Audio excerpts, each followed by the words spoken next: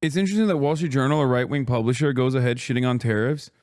Brother, tariffs were the first reason why Carl Icahn left the Trump administration last time when he implemented tariffs on steel. Carl Icahn was like, what the fuck are you doing? You're like ruining key sectors of the economy. And he did. He truly disrupted a lot of different parts of the American economy this way. So yeah, there's a reason why Wall Street Journal and damn near every economist is going to fucking be aggro on this shit. What? It seems like corporations, no matter whatever the restrictions are, will always increase prices. I'm so... Man, what? That is so crazy. Here's the average American and their understanding of tariffs. Do these liberals not understand that this is the point? Like, this is the goal. Walmart CFO signals that price hikes may be coming because of Donald Trump's tariffs. Yeah, we fully expect price hikes on foreign products. You fucking idiot. 45% of all trade is conducted with China, Mexico, and Canada. Okay, 45. That touches every product. Okay, that touches every fucking product, you absolute dumbass. People think, I guess no more Chinese food or whatever the fuck, but like they don't understand that there are raw materials that are necessary for American production that are being manufactured or are coming in from these countries. Lumber, for example. Oh my God. Because we will only be applying tariffs to foreign products. Look, Aaron, I recognize you probably have no fucking idea how tariffs work. So let me tell you how this is going to happen. We're going to put tariffs on the foreign products that Walmart brings in, which will raise the cost of the foreign products and allow the American companies to compete with them to actually be able to compete on price, thereby incentivizing people to buy American, which would lead to that American company being able to lower their prices because they're finally getting volume. Therefore, what you have is foreign products, which are... Oh, that's how it's going to work. Oh, American manufacturing is going to become cheaper. I didn't realize that that's how it was going to work. Famously, when there is a stable amount of demand, but the supply all of a sudden is wiped out in half, what ends up happening is, famously, companies actually lower their prices and not increase their prices. They only increase their prices when Joe Biden is president. Thank you. No, that's how it works. Because they're finally getting volume. Therefore, what you have is foreign products, which are going to be significantly more expensive. Still and you not have live on American CNN. products where the company is able to lower their price because they're able to sell in volume. But yeah, if you want to continue to buy...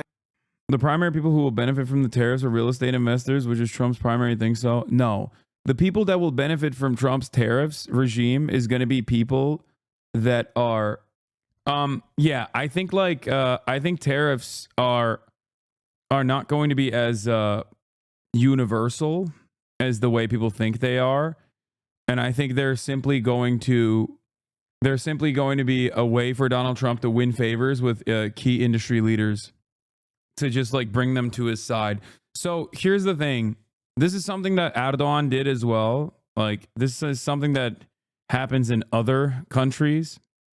Not so much in America, because like America is so capitalist that there's not like a need to rock the boat too much and like offer too much power to like to an administration. But like in Turkey, the incoming administration brings their own wealthy class with them.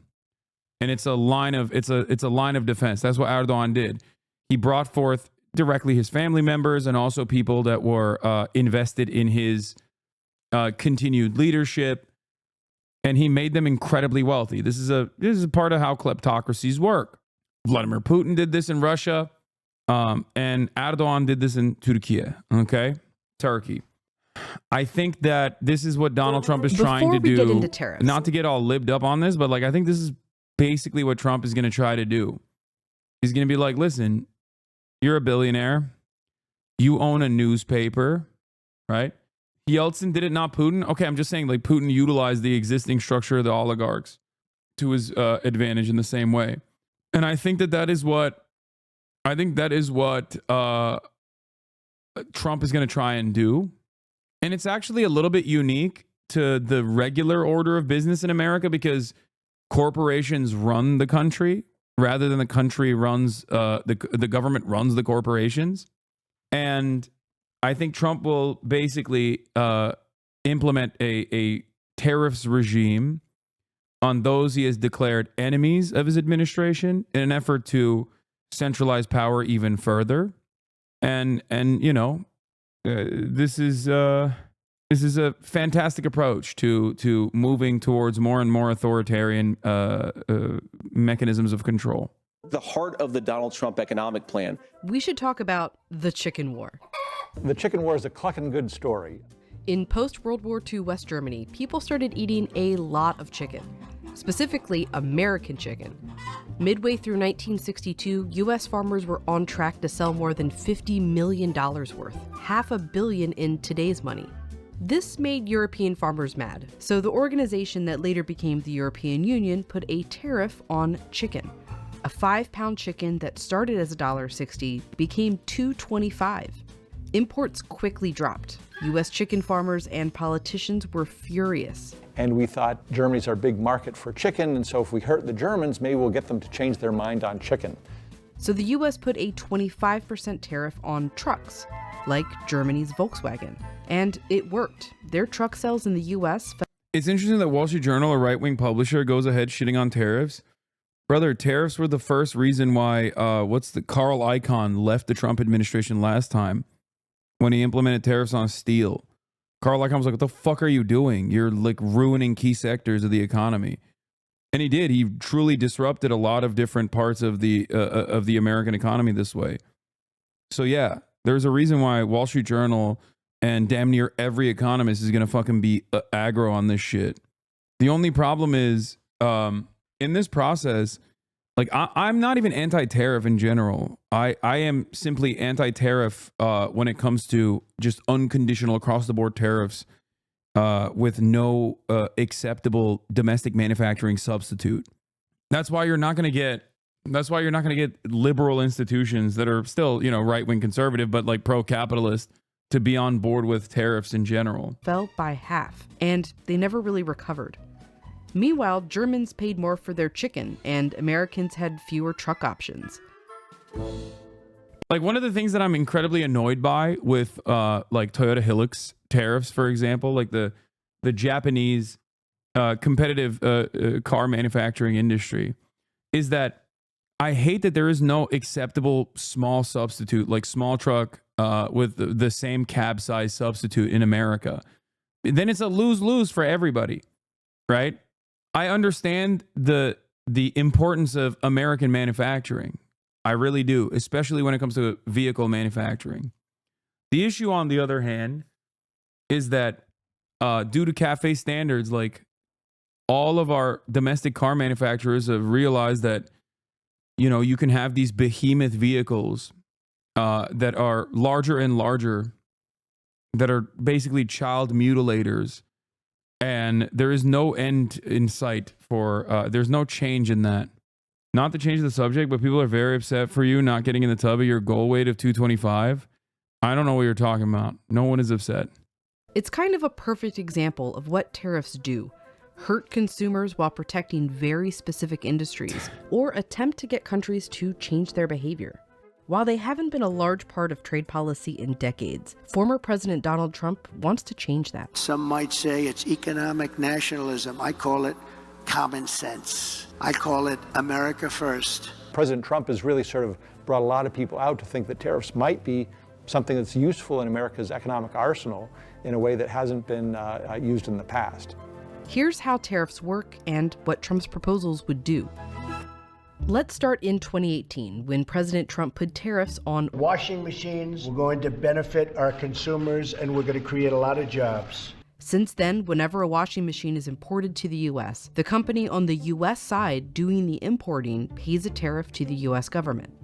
Their margins are pretty low. They've got to pass that price on to consumers who ultimately pay it. That's the whole point, in some sense, to reduce demand for those goods and create space for domestic producers. After the tariffs, not only did the price of imported washing machines go up, so did the ones made in the U.S. There's this myth out there that if we Huh. Wait a minute, but this guy said, hold on. But this dumbass said that it wouldn't happen, that it would be cheaper. So I'm confused. Wait a minute. What? Wait a minute. What are you saying? Tax imports, domestic producers won't change their prices. And that's not the case. You're creating more demand for them. So naturally, the price goes up. And it wasn't just washers. Dryers went up in price too, even though they weren't part of the tariffs. Usually it's the case, if you buy a washer, you buy a dryer. So even though dryers weren't directly affected by the tariff. What? It seems like corporations, no matter whatever the restrictions are, will always increase prices. I'm so... Man, what? They're indirectly affected by the shifting demand. Now, it wasn't all bad. These tariffs did Create a lot of jobs. about 1,800, mostly from those foreign companies like Samsung and LG opening plants in the U.S. And a study found the U.S. collected $82 million annually. But because of those price increases, it cost consumers $1.5 billion more. So they basically paid $815,000 per job. This is a Nah, that sounds sick. Aren't you a socialist? This should be good. Oh my God.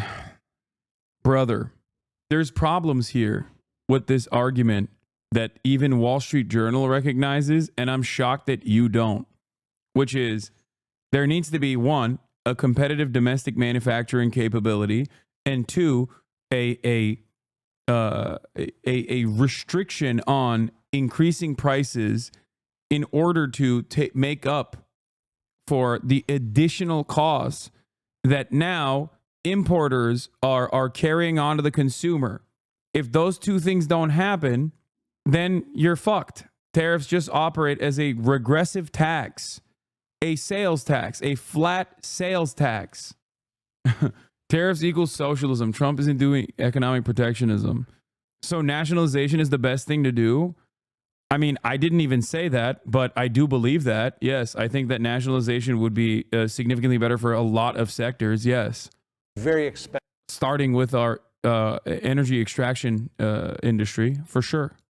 Job creation program. And so that's another reason why economists don't like tariffs. They're much more cost-effective, more efficient ways of increasing employment in those industries.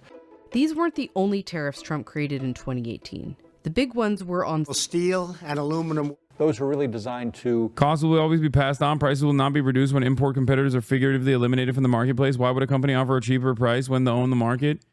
Yeah, no, I know that. That's why I'm saying without actual price restrictions implemented by the federal government in any capacity, all this will do is raise prices regardless. Especially if you're doing broad sweeping tariffs. Like this is just one good being imported. Okay, it's one good being imported, and even then, it still has this kind of impact. Punish China for its transgressions of international trade rules. Also for national security. They're used to make a lot of military equipment, but also everyday things like cars. All the industries that use steel have to pay the higher price. That squeezes their profit margins, and it also puts them at a competitive disadvantage against foreign producers of those same goods who don't have to pay those inflated costs for their inputs. And so a lot of studies have shown that you lose jobs, as many, if not more jobs in those downstream industries as you gain in the upstream industries that are being protected by the tariffs. Many studies on the 2018 tariffs found some pros, some cons. Manufacturing jobs, which were on the decline, didn't increase, but they did level out. The overall economy lost jobs, mostly in those downstream industries, and the costs of the tariffs were passed on to U.S. companies and consumers. So, not great for the economy, but it did motivate U.S. I imagine you'll still live comfortably even if the prices come up. Yeah. Except it doesn't matter because I'm not a selfish fucking asshole. Do you not understand? Literally every single thing that I advocate for does not impact me. I'm not a trans person, but I advocate for trans rights. Okay? I'm not an undocumented immigrant, but I believe that we have to have a more just and equitable process for people that are migrating into the country. What the fuck? I have the capacity to not only have empathy, but beyond that, even in a self-serving manner, understand that if we actually fix some of these underlying material inequalities, then America will thrive. Okay? Then America can lead, America can match its potential as the wealthiest nation on the fucking planet. That's it. That's it. That's the whole point. US companies to move out of China and made supply chains more resilient. But it didn't change much of China's behavior, and in many ways they became more aggressive. But here's the thing. Even with all the economic downsides, a review by the Biden administration suggested Trump's tariffs should remain, and the administration should add or increase them, which they did. Once tariffs get in place, there are two factors that sort of keep them in place for some time. First of all, there are going to be domestic interest groups that have a stake in seeing those tariffs maintained because they like the extra market share that they've gained as a result of those tariffs. And second of all, tariffs are a bargaining chip. So why would we sort of unilaterally get rid of these, even if there's some economic benefits, when we might use it in some negotiations down the road? Tariffs are really hard to remove. It's why, 60 years later, there's still a 25% tariff on trucks, even though U.S. chicken farmers no longer care about selling in Europe. So we're still living with the legacy of the chicken war. So that's sort of another lesson of history, is you have to be careful about imposing these tariffs because you think you're doing it for short-term strategic reasons or you're just helping out this industry temporarily, but they can last for decade upon decade upon decade. Tariff policy is kind of old. Even by the chicken war, they were only imposed on around 7% of U.S. imports. Trump's plan for a second term is to bring them back dramatically. This is the policy that built this country, and this is the... Yeah, also, there's no point. There's never been a point in American history, as far as I know, and maybe I'm wrong, someone can correct me on this, where tariffs have been implemented across the board on 40% of all trade. 45, to be exact. China, Canada, and Mexico make up 45% of all trade in the United States. But can't tariffs also weaken international rivals if America trades with its allies instead of the same stuff, even without domestic manufacturing? Dude, this is literally to fucking cut off your nose to spite your face, okay? You're just describing that as a successful policy. You're also talking about Canada and Mexico as international rivals. These are two of America's most important trade partners. What are you saying? Do you hear the words that are coming out of your mouth? Do you just type shit into the abyss and hit enter without thinking? The policy that will save our country. He's proposing a 60% tariff on everything from China and a 10 or even 20% on every import from every other country. Countries are going to finally, after 75 years, pay us back for all that we've done for the world. Multiple independent studies looked at the possible. Yeah, he means like, dude, I'm only listening to JD Pandon. When he says this, I'm thinking about it as like retaliatory. He's saying that the countries will finally pay us back for all the war and the death and the destruction and the unequal exchange that we have implemented as we have relegated the global south into servile status. As we have routinely kept them down, they are coming back and they will fight back hard and they will destroy our treats economy. That's what he's saying. I swear, he's like, they're going to pay us all back. Do you think this is just a way of disingenuously introducing a massively regressive tax? Yes, I do think that. And I also think that he will utilize this. I don't think he will do it across the board. I don't think he's doing this across the board anyway. He's claiming to do it across the board. I'd be shocked if he did it. I think he's doing it to bring American corporate owners, like industry leaders, to heel, to come and kiss the ring, I think. Effects.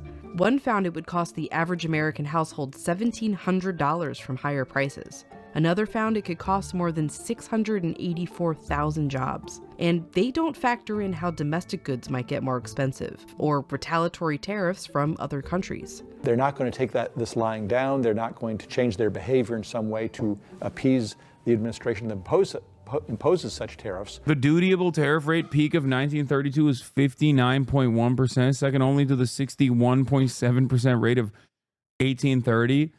Okay, so the last time was 100 years ago, where we did not have the same logistical international supply chains that we had created that we now desperately rely on. That's crazy. Another key problem there, of course, is Yeah, this is pre-globalization and during the Great Depression. This is totally nutty. They're going to retaliate. So not only will U.S. imports shrink, but U.S. exports will shrink as well. Trump wants to use these tariffs as a revenue stream for the U.S. to pay for tax cuts. As tariffs on foreign countries go up, taxes on American workers and families come down. Studies found his proposal would likely bring in around $250 billion per year, about 5% of what the federal government currently brings in with taxes. So if tariffs are harmful, always harmful even to the economy, why is Trump so focused on them? In the last 20 years, China The answer is because he's a fucking psycho. Okay, let's has see. gotten aggressive, investing in manufacturing to become the world's largest exporter. Even today, they invest more than any other country. It has let them export things like steel and aluminum at below market values. That, coupled with numerous trade rule violations. It's funny to say this as like in an ominous way. China's become the industrial powerhouse of the world, but it's bad. It's unfair and bad. Wow, it turns out centralized planning is impossible to compete against. And the American centralized planning that has no long-term goals in mind and is basically just a money faucet for corporations that will give nothing back to the American public in return is probably not a very good idea. You cannot compete with a nation state that has 10-year, 20-year, 30-year plans set in motion and has the power to execute them because, and I repeat this all the time, America, the American government, works at the behest of corporations. In China, the corporations work at the behest of the government.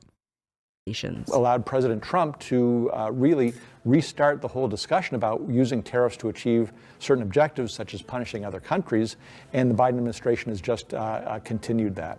So the whole environment has... Like, we have always tried to positively incentivize our producers by utilizing subsidies, okay, to keep prices in order. That is the maximum amount of centralization that happens in America. Corporations, on the other hand, can just take those subsidies and reframe it in a way that it still benefits shareholder value rather than the actual stakeholders, such as the workers that work at these corporations. And we demand nothing in return. Like, the American government demands nothing in return. They can do buybacks. They can do whatever the fuck they want. We've deregulated every aspect of the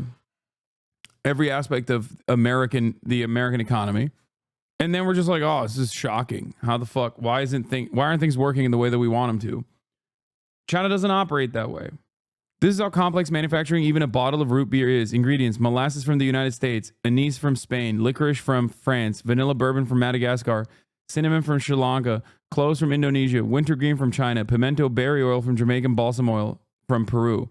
Now imagine a computer or a F-150 pickup truck. Yep. Most parts of it are also, the raw materials are coming from all around the planet. Most parts are assembled in Mexico and then assembled once again in the United States of America. But like, so many of the key components are coming from China. What do? Has really changed from... Yeah. If you want, you act as China is a good example to follow. Actually, true though, China steals our military equipment, bro. First of all, I'm not saying that. You know who's saying that? This graph. You know who's saying that? The Wall Street Journal. Okay? It's not me saying it. Like, I'm just simply repeating facts. Okay? Now, they might not favor your understanding of the world. They might not favor what you want the world to be. This is skewed, though. The main reason is that they lump all potential companies as state-owned in China. This is quite expansive as a definition. This is used all the time to say China isn't being fair. I'm an economist studying China for what it's worth. Yeah, of course it's not fair. It's not fair because centralized planning is more effective than the decentralized, subsidy-backed way that we do economic planning in this country. That's why it's not fair. That's why the European Union will come out and be like, the Chinese electric vehicles are going to wipe out our entire automotive industry unless we literally fucking add tariffs to the Chinese made EVs, because they're literally a fraction of the cost of all of the European cars that we are manufacturing, and they're competitive. It's not fair. Their products are too good and their price points are too low. Every instance of trade war and foreign policy revolving around China from the Western world is literally, how did we let it get this way? How do we allow China to become the bad bitch? This is fucked up. We must do something about it. You understand? That's literally all of the conversation. Everyone constantly goes, dude, what the fuck? We thought we could use them as slave labor in perpetuity. We didn't realize that our capital owners moving manufacturing to China was going to end up devastating our countries. That's what it is. We didn't realize that they wouldn't operate like India, for example. That we didn't realize that they would actually have a longer term plan in mind with the way that they used foreign capital to engage in even development. This was unacceptable. We thought this entire time that we could just keep using and abusing the Chinese labor force. What the fuck? People always talk about how, the Chinese manufacturing is stealing our IP. It's like, brother, you think that the companies didn't know that? It's a part of the process. They were like, yeah, you stupid Chinese will never be able to actually fucking steal our ingenious IP. You will never be able to make competitive products. That was the idea. Once they actually started making competitive products and even better products, actually, they went, oh my God, what the fuck's going on? Oh shit, we can't do anything about it because we're too reliant on Chinese manufacturing. Joint venture tech transfer, 100% voluntary. The only involuntary part of that is that, like, China is now a superpower and America and the Western world fucking hates that. That's the problem. I wonder why people don't use this as an example of central planning beating free markets. What do you mean? They don't want to use that because they're capitalists. No one would want this. None of the powerful entities that control the Western governments would ever allow this to happen. This would mean we have to just, we have to change. We have to turn into a non-capitalist country, or at least one that is dictated by governments instead. According to a study by the Australian Strategic Policy Institute, China has taken a leading position in 37 out of the 44 critical and emerging technology areas. These areas include defense, space, robotics, energy, biotechnology, artificial intelligence, advanced materials, and quantum technology. Values. That, coupled with numerous trade rule violations, allowed President Trump to really restart the whole discussion about using tariffs to achieve certain objectives, such as punishing other countries, and the Biden administration has just continued that.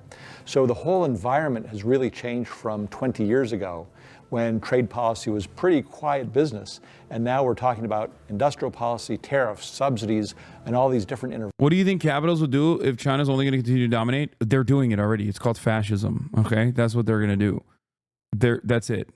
interventions because the whole global and geopolitical environment has changed quite dramatically. And it would change even more dramatically with Trump's proposed tariff plan. In the short run, we know the economy will suffer. In the long, I think one of the best examples you can use in your immediate life is TikTok. China fucking comes in and makes this insane product that is insanely addictive, okay? Insanely addictive. But once it reaches mass consumption and everybody loves it and everyone's addicted to it, it becomes more politically consequential to ban it, okay?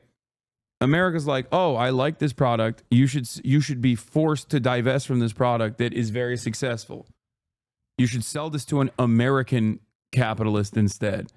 Okay? That's it. And China's like, no, I'm not going to do that. America's a tiny part of the, TikTok marketplace. It's fine. We're not going to do that. Instead, we're just going to lobby the American government in the same way that any other corporation does. And we're going to activate all the fucking people that love TikTok to go and call their congresspersons. Once you got a sweet taste of that liquid crack cocaine, of that internet crack, it's too hard. It's too hard to take it away. run, no one really knows. Will it be a war between the US and the rest of the world, or the Western world against China? Trump wants to play a game of chicken to find out. No, Hasan, stop spreading fake propaganda. China's dirt poor, I swear. We're a third world country. We're all eating rats like North Koreans, I promise. Yeah. EU wants technology transfer from China, EV tech. EU to demand technology transfers from Chinese companies. Huawei's Mate 70 now doesn't use American technology and is as good, if not better than Apple. This didn't have to happen. Trump and Biden gave up America's technology power and led by stupidly sanctioning Huawei in China. What did they expect? That China would roll over like Japan did in the 80s? We've had generations of arrogant, myopic, and stupid people running DC. Trump and Biden for shot into own goal. China for 3 from half court. This is why, God forbid, you say anything like even remotely normal about China. Okay? People get very mad. I don't know why Americans just like close their eyes and plug their ears to what is happening. This is the same principle behind the sanctions regime. Okay? If you sanction half the fucking planet, 60% of the poorest nations on the planet, then you are inevitably pushing people into creating a secondary market outside of those sanctions. The more people you sanction, the more allies the previously sanctioned countries have. If you sanction every country, for example, then you're not sanctioning anybody else. You're just sanctioning yourself.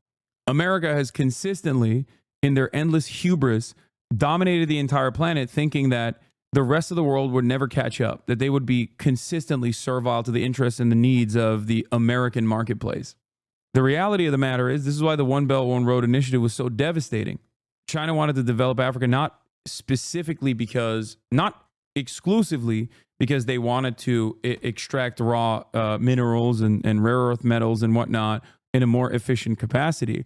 They also wanted to create a second market that would consume the products that they're developing, knowing full well that inevitably America will close off the consumption faucet, even if it hurts themselves in the process. It's not because like China wants to uplift the global south or whatever, and they're socialist or anything like that. They just wanted new customers. And that's what's going on. These are the types of moves that you can initiate if you have complete control over your economy and have the nice save. They don't want manufacturing to happen in Africa. No, they want Africa to be a second market of consumption. These are the types of things you can do if you control the entire economy, and that you are able to do whatever the fuck you want. God damn, dude. Holy shit.